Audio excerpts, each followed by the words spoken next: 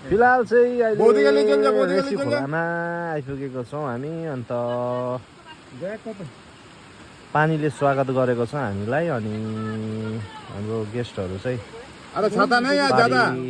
जानुको लागि यहाँनिर रेडी हुँदैछ। बिचरा हाम्रो भाइले उहाँले चाहिँ टुरिस्ट गेस्टलाई पुरा बिजोकले भए पनि लानु हुँदैछ। उहाँलाई हामी धन्यवाद भन्छौँ यस्तो पानी झरीमा पनि गेस्टलाई सर्भिस दिनुभएकोमा। अनि बिचरा उहाँले पनि धेरै सेवा गर्नुहुँदैछ गेस्टहरू। गेस्ट चाहिँ यतिको पाकै हो, गेस्टले पनि यतिको सामान पानी झरीमा बोकिदिने पाकै हो।